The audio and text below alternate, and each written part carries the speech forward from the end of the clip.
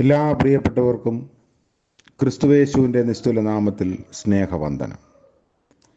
ഇന്നത്തെ നമ്മുടെ പ്രഭാത ധ്യാനത്തിനായി അപ്പോസ്തല പ്രവൃത്തികൾ 16-ാം അധ്യായം 30-31 വാക്യങ്ങൾ.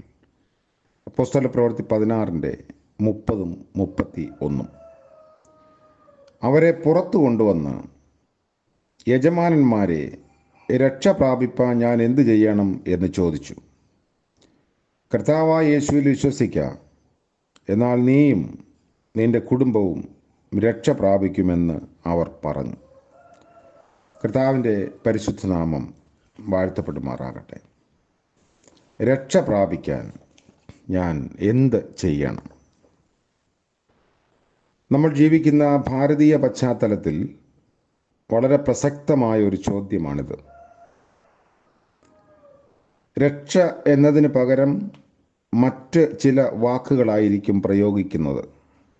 മോക്ഷം, മുക്തി, നിർവ്വാണം തുടങ്ങിയ പദങ്ങൾ.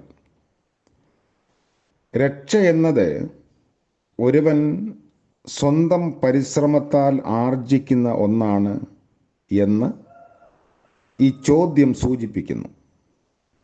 രക്ഷ എനിക്കെങ്ങനെ ലഭിക്കും എന്നല്ല, രക്ഷ പ്രാപിക്കാൻ ഞാൻ എന്ത് ചെയ്യണം എന്നതാണ് ചോദ്യം. എൻ്റെ നേട്ടവും എൻ്റെ അധ്വാന ഫലവുമാണ് എൻ്റെ രക്ഷ എന്ന ഒരു വിവക്ഷയുണ്ട്.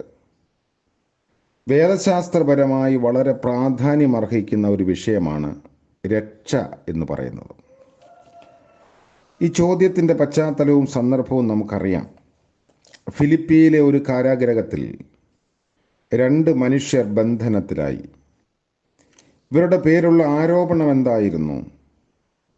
അവർ ക്രിസ്തുവിനെ പ്രസംഗിച്ച് ജനങ്ങളെ ഇളക്കി സമൂഹത്തിൽ സമാധാനവും ശാന്തിയും ഇല്ലാതാക്കുന്നു എന്നതായിരുന്നു. മറ്റെന്തെങ്കിലും കുറ്റകൃത്യങ്ങളോ തെറ്റുകളോ ചെയ്തതായി ആരോപണമില്ല. യേശുക്രിസ്തുവിനെ പറ്റിയും യേശുക്രിസ്തു മൂലമുള്ള രക്ഷയെയും കുറിച്ചാണ് ഇവർ പ്രസംഗിച്ചത്. യൂറോപ്പിൽ ആദ്യമായി സുവിശേഷത്തിൻ്റെ വെളിച്ചം കൊളുത്തിയത് ഇവരാണ്. ജാതികളുടെ അപ്പോസ്തലൻ എന്നറിയപ്പെട്ടിരുന്ന പൗലോസും സഹകാരി ശീലാസുമാണ് ഈ 2 ആളുകൾ. അവരെ അറസ്റ്റ് ചെയ്ത് വസ്ത്രമുരിഞ്ഞ് കോൽ കൊണ്ടുള്ള പ്രഹരം ഏൽപ്പിച്ച ശേഷം കാരാഗൃഹത്തിലടക്കുകയായിരുന്നു. അധികാരികളുടെ പ്രത്യേക നിർദ്ദേശപ്രകാരം ഏറ്റവും അകത്തെ തടവറയിൽ കാലുകൾ 2 ആമത്തിലും കരങ്ങൾ ചങ്ങല കൊണ്ടും ബന്ധിച്ചും വളരെ ജാഗ്രതയോടെ സൂക്ഷിച്ചു. ലാത്തി കൊണ്ടുള്ള പ്രഹരം മൂലം ശരീരം മുഴുവൻ ദുർവഹമായ വേദനയിലാണ്. ആർക്കും നിരാശയും തളർച്ചയും ഉണ്ടാകാവുന്ന അവസ്ഥ. നിയമനിഷേധമൊന്നും നടത്തിയിട്ടില്ലാത്ത തങ്ങളെ അകാരണമായി പീഡിപ്പിച്ചതിലുള്ള അമർഷവും വിദ്വേഷവും സ്വാഭാവികമായി ഉണ്ടാകാം. പക്ഷെ എന്തായിരുന്നു അവരുടെ പ്രതികരണം? ലൂക്കോസ് രേഖപ്പെടുത്തുന്നു, അർദ്ധരാത്രിക്ക് പൗലോസും ശീലാസും പ്രാർത്ഥിച്ച് ദൈവത്തെ പാടി സ്തുതിച്ചു. അവർ ആ രാത്രി പ്രാർത്ഥന നടത്തുകയായിരുന്നു. സങ്കീർത്തനം പാടിക്കൊണ്ട് ദൈവത്തെ മഹത്വപ്പെടുത്തുകയായിരുന്നു. കഷ്ടതയിലും പാടുവാൻ, നഷ്ടം അതിൽ കൊണ്ടാടുവാൻ എന്ന ഗാനം ആർക്കാണ് സാധിക്കുക?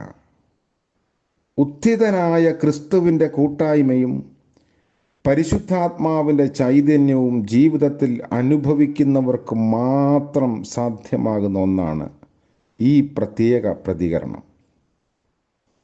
പ്രാർത്ഥനയുടെയും സ്തോത്രത്തിൻ്റെയും ശബ്ദം ഇരുട്ടറയുടെ അന്തരീക്ഷത്തിൽ അലതല്ലിയപ്പോൾ പെട്ടെന്ന് വലിയൊരു ഭൂകമ്പമുണ്ടായി. കാരാഗൃഹത്തിൻ്റെ അടിസ്ഥാനം കുലുങ്ങി. വാതിലൊക്കെയും തുറന്നുപോയി. എല്ലാവരുടെയും ചങ്ങല അഴിഞ്ഞു വീണു. ഉറക്കമുണർന്ന കാരാഗൃഹ പ്രമാണി കാണുന്നത് വാതിലുകൾ തുറന്നു കിടക്കുന്നതായിട്ടാണ്. തടവുകാരെല്ലാം ചാടി രക്ഷപ്പെട്ടിരിക്കുമെന്ന് അയാൾ ഊഹിച്ചു. അങ്ങനെയാണെങ്കിൽ തൻ്റെ സ്ഥാനം പോകും. അതുമാത്രമല്ല, ഒരുപക്ഷെ ജീവന് പോലും ഭീഷണിയാകും. അതിനു മുൻപ് സ്വയമായി അന്ത്യം വരുത്തുക എന്ന് നിശ്ചയിച്ച് അരയിൽ കിടന്ന വാൾ ഊരി ആത്മഹത്യക്ക് ഒരുങ്ങി. അത് കണ്ട പൗലോസ് ഉറക്കെ പറഞ്ഞു, ഒരു ദോഷവും സ്വയമായി ചെയ്യരുത്. തടവുകാരായ ഞങ്ങളെല്ലാവരും ഇവിടെ തന്നെയുണ്ട്. ആ വാക്കുകൾ കാരാഗൃഹ പ്രമാണിക്ക് അവിശ്വസനീയമായിരുന്നു. ഏതോ അശരീരി പറയുന്നത് പോലെ തോന്നി. അവൻ വെളിച്ചം ചോദിച്ചുകൊണ്ട് അകത്തേക്ക് ചാടി പൗലോസിൻ്റെയും ശീലാസിൻ്റെയും മുൻപിൽ വീണു. അയാൾ ആവശ്യപ്പെട്ട വെളിച്ചത്തെ രണ്ട് വിധത്തിൽ മനസ്സിലാക്കാം. ഒന്ന്, കാരാഗൃഹത്തിനുള്ളിൽ അന്ധകാരമായിരുന്നതുകൊണ്ട് വിളക്കിൽ നിന്നുള്ള വെളിച്ചം. ആത്മീയമായ തലത്തിൽ അവൻ്റെ അന്തരാത്മാവിൽ അന്ധകാരമായിരുന്നതുകൊണ്ട് ആത്മീയ പ്രകാശം അവന് വേണമായിരുന്നു. ഈ രണ്ടാമത്തെ അന്ധകാരം വെളിച്ചപ്പെടുത്തുന്നതാണ് അവൻ്റെ അടുത്ത ചോദ്യം. യജമാനന്മാരെ, രക്ഷ പ്രാപിക്കുവാൻ ഞാൻ എന്ത് ചെയ്യണം? ഈ ചോദ്യവും രണ്ടു വിധത്തിൽ മനസ്സിലാക്കാം. ഒന്നാമത്, അവൻ്റെ ജോലിയും ജീവനും അപകടത്തിലാകുന്ന ഈ പ്രതിസന്ധിയിൽ നിന്നെ എങ്ങനെ, അല്ലെങ്കിൽ അതിൽ നിന്ന് എങ്ങനെ രക്ഷപ്പെടാം? രണ്ടാമത്, കുറെ കൂടെ ആഴമായി ആ ചോദ്യത്തെ നമ്മൾ പരിഗണിക്കുകയാണെങ്കിൽ അവൻ്റെ ആത്മരക്ഷയെപ്പറ്റിയുള്ള അന്വേഷണമായി എടുക്കാം. ഈ രണ്ടാമത്തെ അർത്ഥം അംഗീകരിച്ചാണ് നമ്മുടെ ചിന്ത തുടരേണ്ടത്. എല്ലാ മതങ്ങളുടെയും മുഖമായ ലക്ഷ്യം മനുഷ്യന് രക്ഷ സ്വായത്തമാക്കി തീർക്കുക എന്നുള്ളതാണ്. രക്ഷ എന്ന ആശയത്തിന് വ്യത്യസ്തമായ വാക്കുകൾ ഉപയോഗിക്കുന്നു. ഒന്നാമത് പരിഗണിക്കേണ്ടത് രക്ഷ എന്നുള്ളത് സ്വയമായി ഒരുവൻ നേടുന്ന ഒന്നാണോ എന്നുള്ളതാണ്. ഈ ഒരു ചോദ്യകർത്താവിൻ്റെ ഉള്ളിൽ ഈ ചിന്ത ആയിരുന്നു എന്ന് തോന്നാം. ആ വാക്കുകൾ അതാണ് വ്യക്തമാക്കുന്നത്.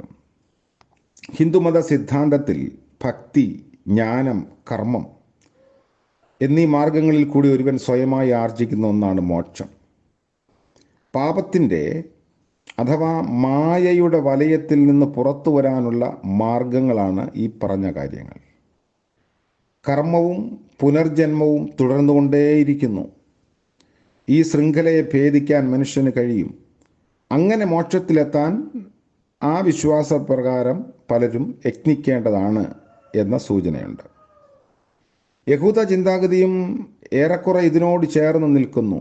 രക്ഷ യഹോവയ്ക്കുള്ളത് എന്ന വിശ്വാസം അടിസ്ഥാനമായിട്ടുണ്ടായിരുന്നു എങ്കിലും ന്യായപ്രമാണ അനുഷ്ഠാനങ്ങൾക്ക് പ്രാധാന്യം കൽപ്പിക്കുകയും പരീക്ഷ മനോഭാവം പ്രാബല്യം പ്രാപിക്കുകയും ചെയ്തപ്പോൾ ന്യായപ്രമാണവും അതിലെ അനുശാസനങ്ങളും പൂർണ്ണമായി പാലിച്ചാൽ ദൈവപ്രസാദവും അങ്ങനെ രക്ഷയും കൈവരിക്കാമെന്ന ചിന്തയിലായിപ്പോയി. ദൈവരാജ്യം ഭൂമിയിൽ യാഥാർത്ഥ്യമാക്കി തീർക്കുന്നതാണ് രക്ഷ എന്നുള്ളത്. അത് ന്യായപ്രമാണങ്ങൾ അന്യൂനമായി പാലിച്ചാൽ മതി എന്ന ധാരണ പരീക്ഷ വീക്ഷണത്തിൽ ഒരു ദുർവ്യാഖ്യാനമായി നിലനിന്നിരുന്നു. അതുകൊണ്ട് ന്യായപ്രമാണ കൽപ്പനകൾ 613 എന്ന് തിട്ടപ്പെടുത്തി. അതിൽ 365 അരുത് എന്ന് വിലക്കുന്നവയും 248 ചെയ്യണം എന്ന് അനുശാസിക്കുന്നവയുമായി വേർതിരിച്ചു.